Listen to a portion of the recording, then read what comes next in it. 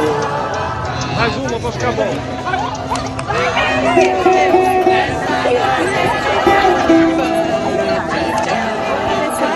Mais uma para ficar bom.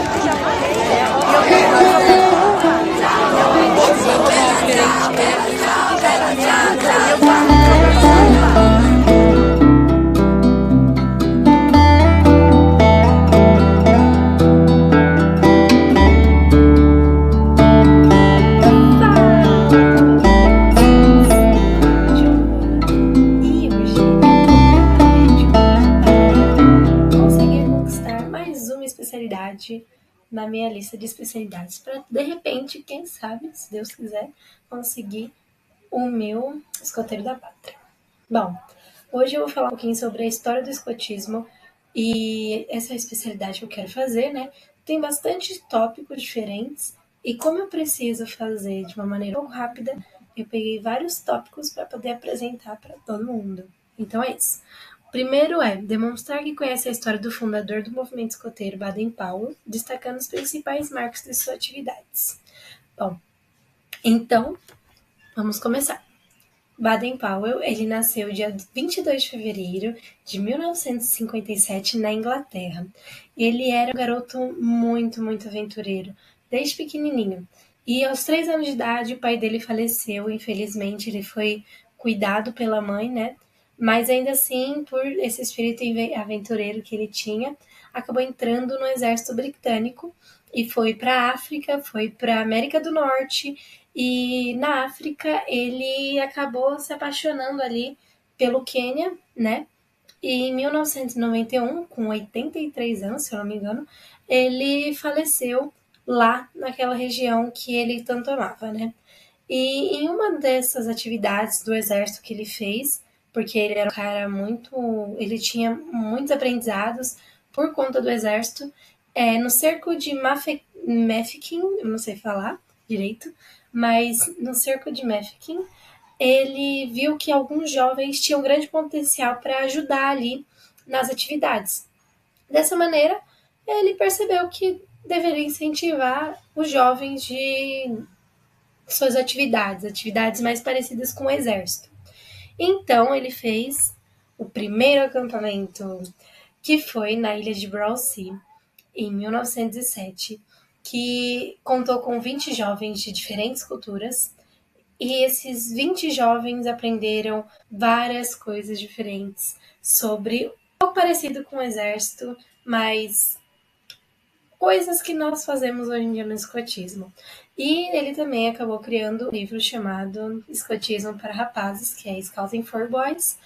E dali em diante o movimento escoteiro começou a se desenvolver. Então, a partir disso, houve a criação dos ramos, né? O ramo escoteiro foi o primeiro ramo, naquele período, de 1907, e depois de 2 anos já estava contando com 123 mil escoteiros dentro desse movimento, né?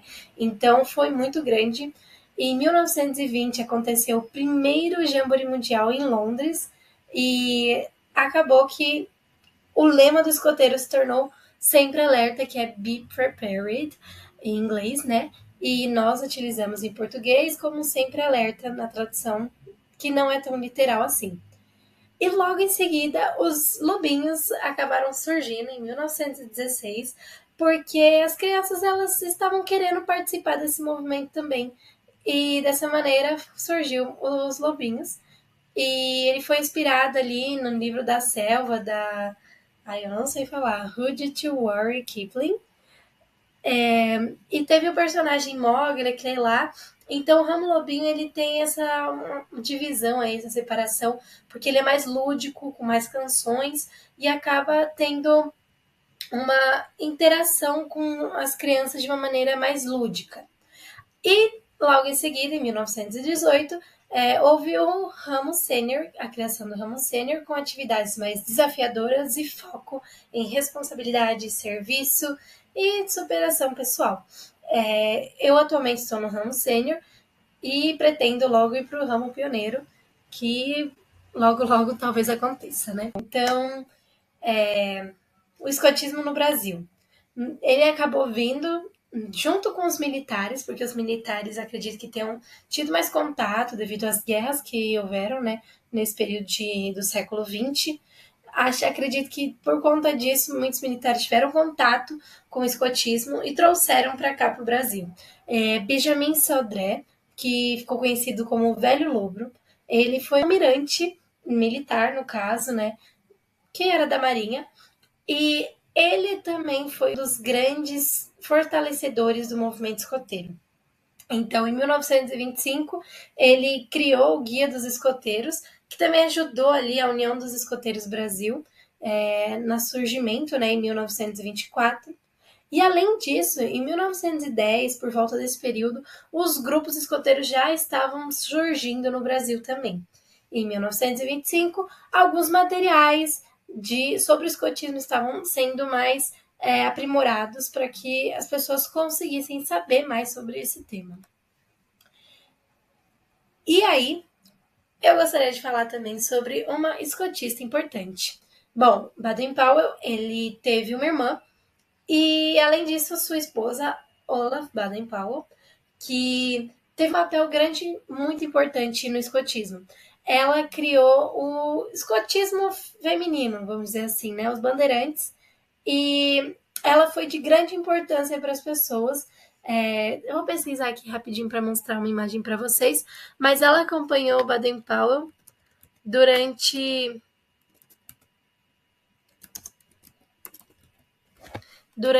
grande parte de sua vida e apoiou ele no surgimento ali do escotismo para rapazes. Então, ela é uma grande representante das guias escoteiras, né? E é muito interessante ver ela porque, bom, Baden-Powell ficou conhecido como o grande líder dos escoteiros e ela como a grande líder das escoteiras, vamos dizer assim.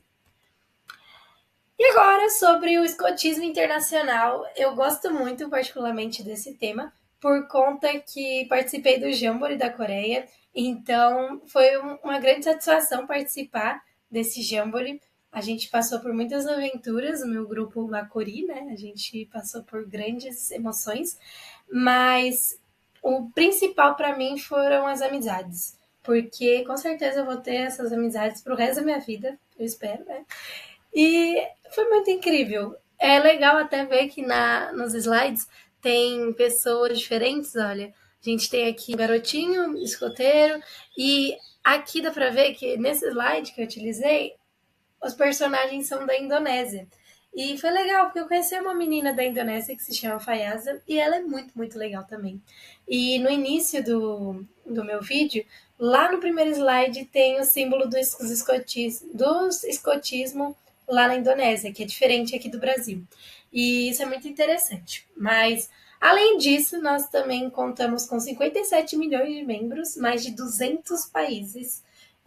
Então, existe o Jamboree, JJT e vários outros tipos de atividades internacionais. Eu acredito que tem o MUT para os pioneiros. Eu nunca participei, mas quem sabe não consigo participar também. E nós também temos o Gewel Park. Eu deixei o site aí para caso alguém queira ver. E o Kindersteg, que é na Suíça. Kindersteg International Center, alguma coisa assim. E, bom, eu vou mostrar algumas fotinhas para vocês. Primeiro do Gewel Park, que seria assim. É um ambiente muito interessante para atividades escoteiras. Acredito que muitas pessoas da Europa vão para lá. E o Kindersteg, eu não sei pronunciar direito, mas o Kindersteg, que é na Suíça, muitos escoteiros do mundo inteiro vão para esse local. Ele é conhecido como o Jamboree que nunca acaba, porque realmente são pessoas de todo mundo que vão para lá, escoteiros, né, para participar de atividades imensas. Eu acredito que sejam mais de 100 atividades para fazer aí, praticar. E esse é o espaço, eu acredito que é muito bonito. E nós, escoteiros, podemos fazer trabalho voluntário ali. Então, isso para mim é muito interessante também. Porque além de acampar, a gente também pode fazer trabalho voluntário. Então, aqui é um exemplo, as fotinhas que eu peguei do site mesmo. A bandeira que eles têm, do Kindersteg, o símbolo do escotismo. Aqui tem uma pessoa que é do Brasil, não sei quem é, mas eu acabei identificando. Isso é bem legal. Também gostaria de mostrar famosos, né, que fizeram parte do escotismo. Então, nós temos o Barack Obama, que eu acho muito legal de comentar, mas ele foi escoteiro quando criança. Michael Jordan também, quando era criança. Esse personagem das Guardiões da Galáxia, que eu não me lembro agora o nome corretamente, também é o primeiro homem a pisar na Lua. Nós tivemos, então, também a Rainha Elizabeth. E, dessa maneira, finalizo minha apresentação. Um grande abraço para vocês. Então, um grande beijo e tchau, tchau, Tupã!